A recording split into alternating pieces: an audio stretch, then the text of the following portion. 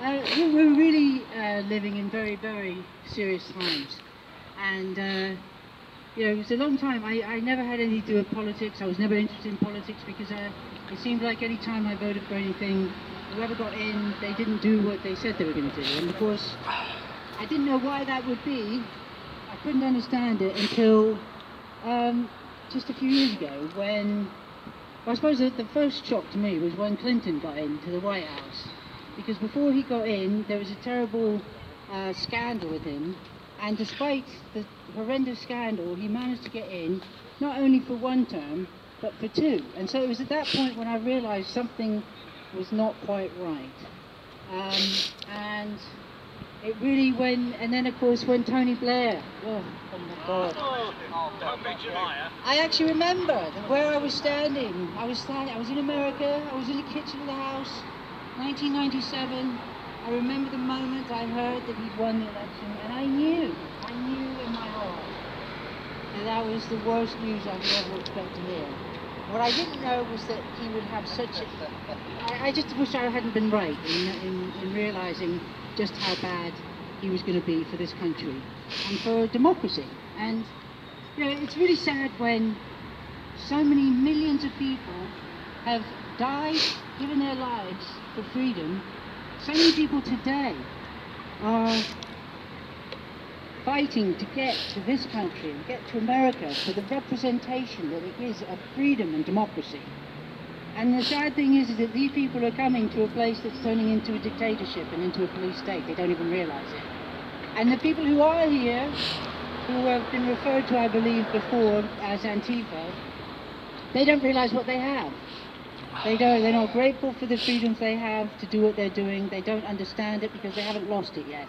They don't realise that they're aiding and abetting the powers that be in ridding us of the last vestiges of the freedom that so many people gave their lives for. And, people don't think it's that bad. When you talk to people, you say about what freedoms we're losing, and they just raise their eyebrows or just say, oh, don't be ridiculous. But if you think about, just today, if you think about Tommy Robinson, as one example I'll give you, he's a man whose only crime, well, I'll tell you what he did, what he's doing in the top security prison in this country. 3 things that he was accused of. One was live streaming outside a court. Okay, I'll say that again. Live streaming outside the court. Number 1. Number 2, he was reporting on what was going on. And the information that he was reporting on was already out in the public domain. So that was also not a crime.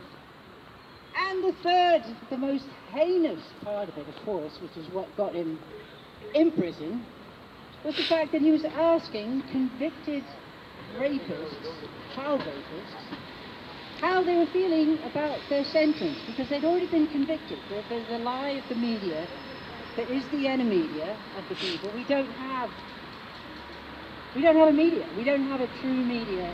It's against the people.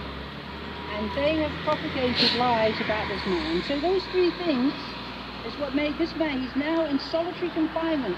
His bed is a cement block, and he's got a plastic mattress probably about that thick. And he's in solitary confinement, not because of anything he did, but for his own safety, so that the people in the prison cannot kill him. I mean, this is England, 2019. Who would have ever thought in their worst nightmares that there would be a man in prison for no crime whatsoever that's on the books, and he's been condemned not only by the police, by the courts, by the media, by the politicians. Every single outlet that's there has condemned this man. And of course, the media is the voice, is the propaganda for the people. What's said on the media is what people take in. And the globalists all knew that, the power of the media, and that's what they took control of. And it is quite astonishing to me today to understand that I can see the reality of what is going on with Tommy. And even, I tell you what, he's due to come out in September, but he's not going to be a free man. And the reason why he's in prison is because he was revealing the truth of what has been hidden for decades in this country. A crime against humanity. Same as Assange, Julian Assange. Julian Assange was... The truth is the crime. Well, absolutely, the truth Sure. has now become a criminal offence. Melanie Shaw is in prison right now. She's being tortured because she was a victim of sexual predators. And because she has information, she has been incriminated. She's serving time in prison, and there's nobody there to save her. She is a victim. I can't believe I'm saying all these things, because it is, when I just say the words, I feel like I'm in a horror film. I have to look up to probably the police flying overhead. You know, we think we're in a democracy, you know, we're in a constitutional monarchy, whatever the hell that means. You know, it's supposed to be some kind of democracy where it's supposed to have freedom of speech. We're supposed to, Article 5 of the Human Rights Act is meant to give us our liberty and security. And I can tell you, those two things are the main things that the police do their utmost to remove from us by doing a Section 14. They throw Section 4 of the Public Order Act, Section 5. I mean, at 34. I mean, they throw all these numbers at us. But the fact is that we have God-given freedoms. And the people need to understand, do not obey a uniform. If you're not doing anything wrong, if you're not breaking common law, which is to do with no harm, no loss, no injury, because that literally means no harm, loss, or injury against a person or an object, like a building. Right? Those are criminal offences. Words are not criminal offences. Hate speech is just two words, hate and speech.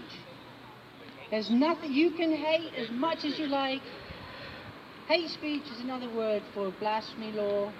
It's another way of, you know, shutting down people's opinion, being able to speak freely. And we have that right again. We have these rights. And unfortunately, the powers that be in there, they have been on the gravy train too long, and that most of them in there are not their own boss. You know, somebody got them in there.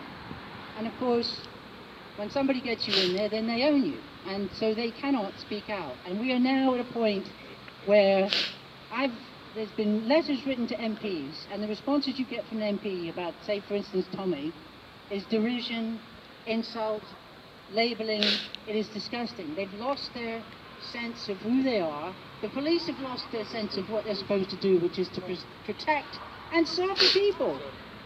It's a consent that they are in charge. The police are supposed to look out for the security of people. Unfortunately, now we live in a time with the globalist agenda, the one world order. I know, you know, I'm using all these you know, words of conspiracy type words, which I know I can't. You know, I hear myself saying these words, conspiracy, but they're actually true. They're only a conspiracy if they're not true. And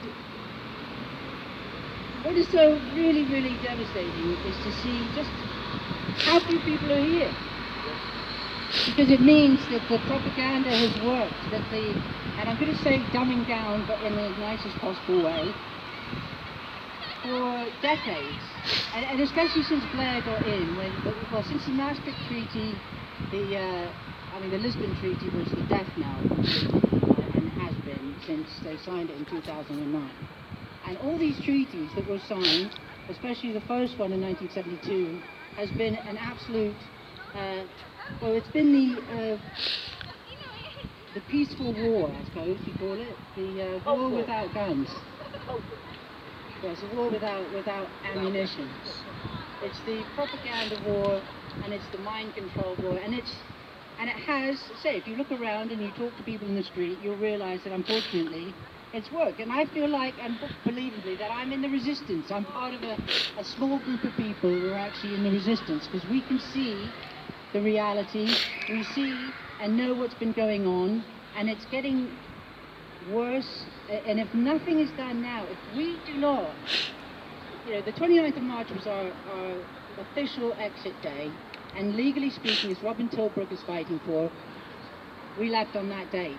where we are now is unlawful. And if you don't go by the rule of law, you've got anarchy, really. There is no sense. We should have left it They don't, 2016. they don't follow their own law, do they? Yeah. We should have just said bye-bye. Yeah, they kept on moving the goalposts. Every time we talk about referendum, when I first heard of referendum, I was under the impression that when we voted, that would be it. I thought that was it. Okay, we vote to leave, so we leave. And then just a little while before we got to that date, then somebody just dropped in this 2-year thing, which I didn't know. What do you mean 2 years? And then they come in with a transition period.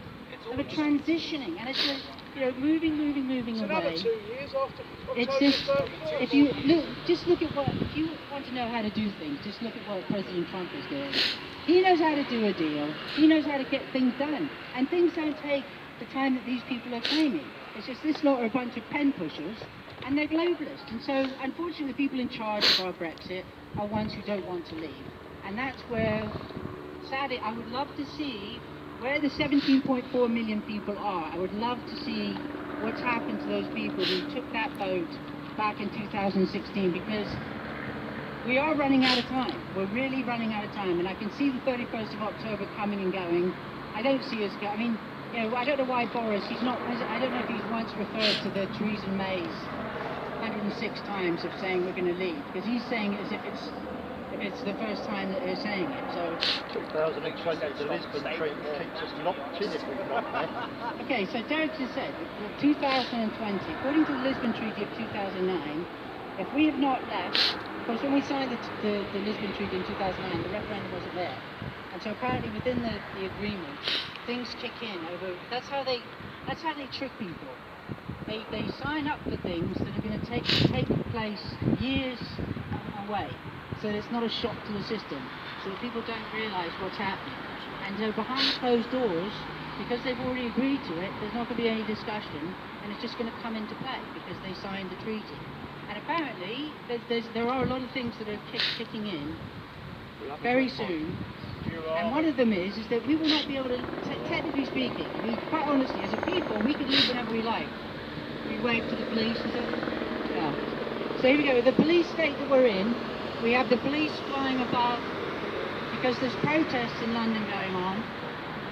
And that's the state of play where we are. In this country, I cannot believe that we've permitted the police to get the powers that they have. The problem is the judiciary is on the left. When you don't have